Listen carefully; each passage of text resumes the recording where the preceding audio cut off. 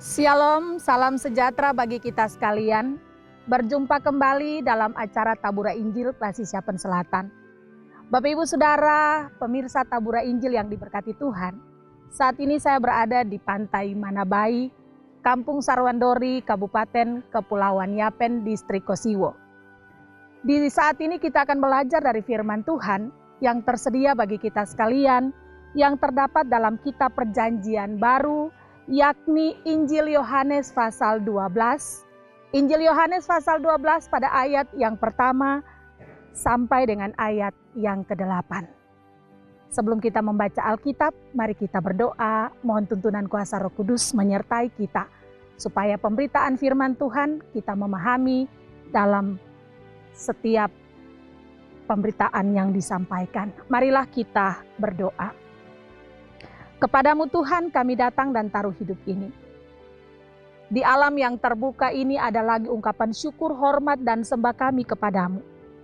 Sebab dalam pertolongan Tuhan, kami boleh ada lagi di tempat ini, Pantai Manabai. Kami akan belajar daripada firman-Mu, curahkanlah Roh Kudus-Mu menyertai kami Tuhan, supaya roh pengertian ada pada kami, kekuatan dan kemampuan untuk memahami dan melakukan firman-Mu juga menjadi bagian kami. Sucikan dan kuduskan serta bentengi dengan darah Tuhan yang mulia.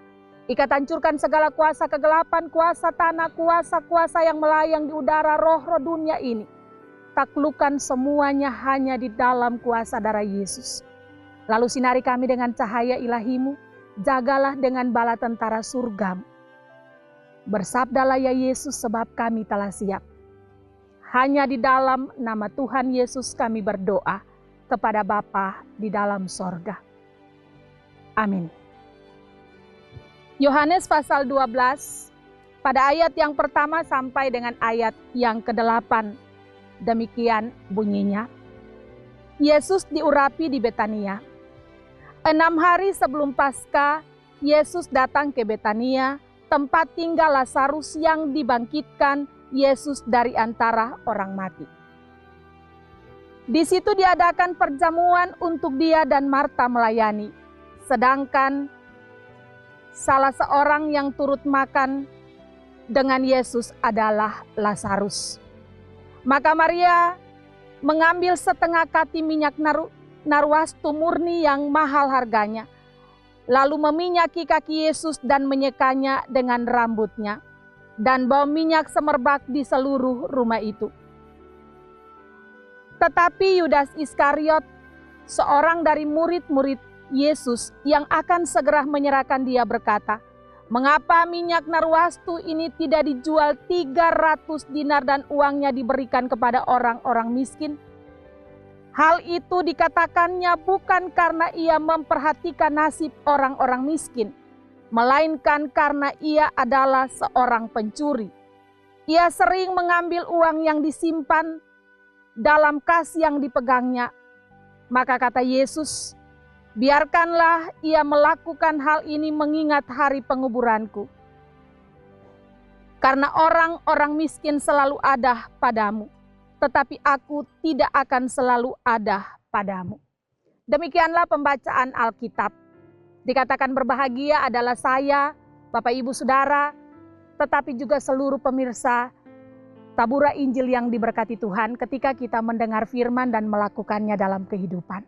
Bapak Ibu Saudara-saudari yang dikasihi Tuhan, dari Injil Yohanes pasal 12 ayat 1 sampai dengan ayat yang ke-8, maka tema perenungan kita adalah merendahkan diri untuk melayani Tuhan.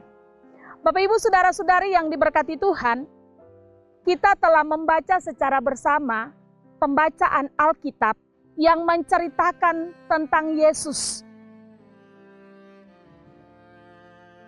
Yesus yang diurapi dengan minyak oleh Maria. Dari pembacaan firman Tuhan ini,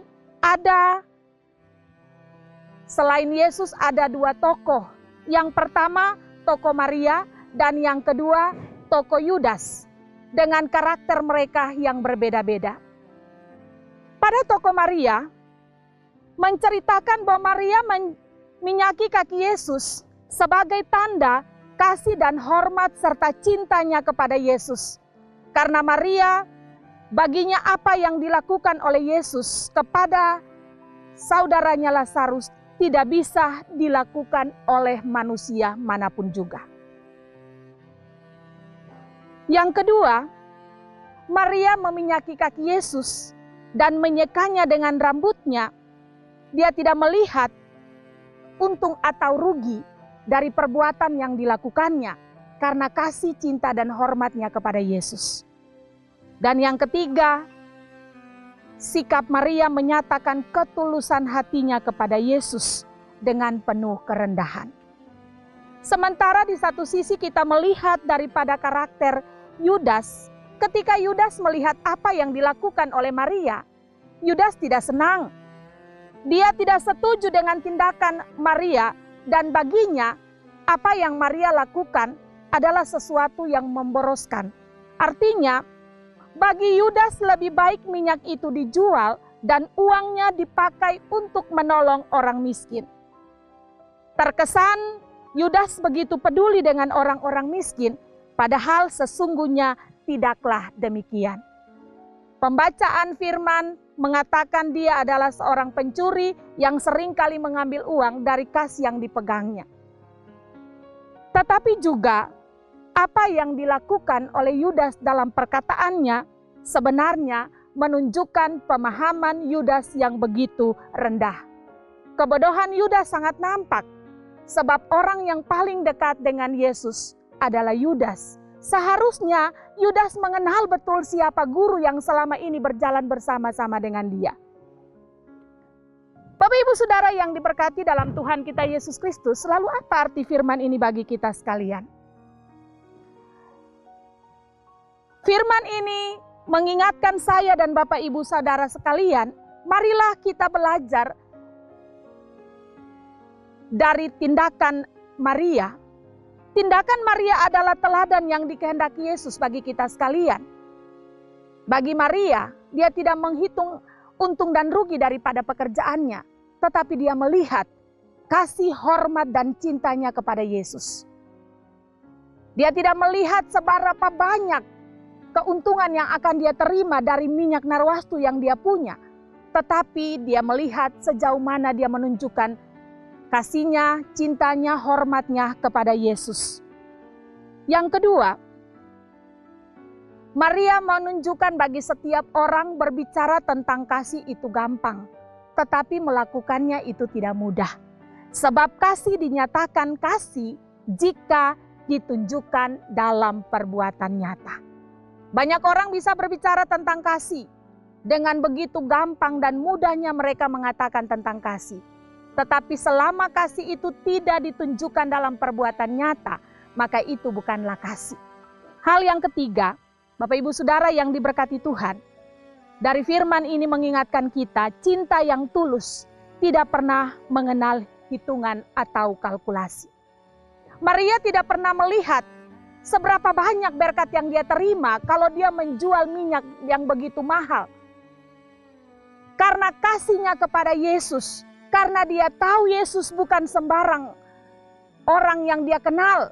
Dengan apa yang Yesus buat bagi kakaknya, saudaranya Lazarus, Maria tahu bahwa Yesus bukan manusia biasa.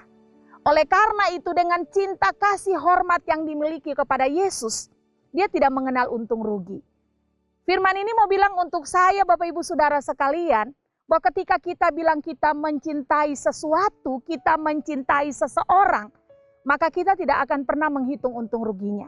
Selagi bisa kita berikan dengan penuh sukacita, dengan segala kerendahan hati, itulah cinta yang kita tunjukkan kepada sesuatu, kepada seseorang yang benar-benar berarti bagi kita sekalian. Maka dari firman ini mau bilang untuk saya Bapak Ibu Saudara, tindakan Maria yang benar-benar menyenangkan hati Yesus. Oleh sebab itu, bagi saya Bapak Ibu Saudara yang mengaku Yesus Tuhan dan Penyelamat, jangan mudah kita bilang kita mencintai Yesus, tetapi dalam perlakuan hidup jauh dari cinta kasih kita tunjukkan. Oleh sebab itu ketika kita bilang kita mencintai Yesus, layanilah dia dengan segenap hati, jiwa, raga, dan kekuatan. Biarkanlah kasih dan cinta kepada Yesus menjadi warna kehidupan kita sekalian. Ketika kita melakukan sesuatu, jangan pernah berpikir tentang untung dan rugi. Tetapi selagi bisa kita kerjakan, sedapat mungkin kita kerjakan, kerjakanlah demi hormat dan kemuliaan bagi nama Tuhan. Ketika kita bilang kita mencintai Yesus, kita mengasihi dia. Ketika ada kesempatan, melayanilah dia dalam kerendahan hati. Sebab itulah yang Yesus butuhkan daripada kita sekalian. Sebab setiap tindakan pelayanan yang dilakukan dengan kasih, cinta, dan kerendahan hati, 2 kali berkat kehidupan menanti kita sekalian. Marilah kita belajar taruh hidup kita untuk Tuhan. Merendahkan diri untuk melayani Tuhan di mana saja dan kapan saja kita berada.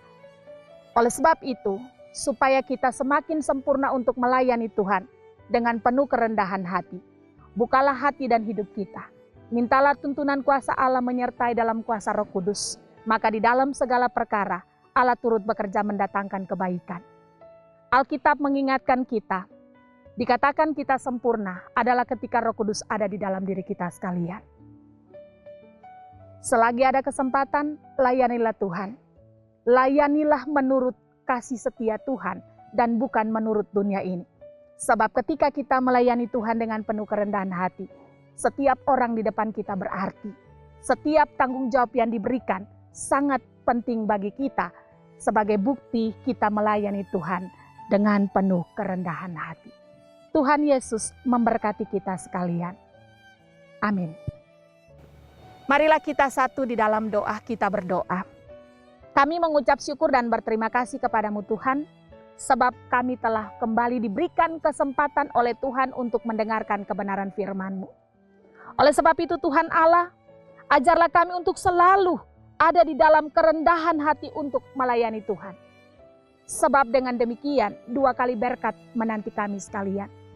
Kami mohon ampun kepadamu Tuhan jika kedapatan dalam hidup ini kami mengatakan mencintai Engkau, tetapi kelakuan kami jauh daripada cinta kasih yang Tuhan butuhkan. Ampuni kami Tuhan jika ada kedapatan dalam hidup ini kami mengatakan kami mencintai Tuhan, tetapi ketika seluruh tugas tanggung jawab diberikan kepada kami menghitung untung dan rugi dari setiap pekerjaan. Berikanlah Roh Kudus-Mu tetap menyertai kami Tuhan Allah, agar di dalam roh kerendahan hati kami selalu ada untuk memuji dan memuliakan nama Tuhan. Selagi ada kesempatan kami tetap melayani Tuhan dalam setiap pelayanan yang disertai dengan sukacita, damai sejahtera, dan kerendahan hati. Berkati semua orang yang selalu mengandalkan Tuhan dalam kehidupan, yang selalu bekerja dengan taat, setia, dengar-dengaran, yang penuh dengan kerendahan hati.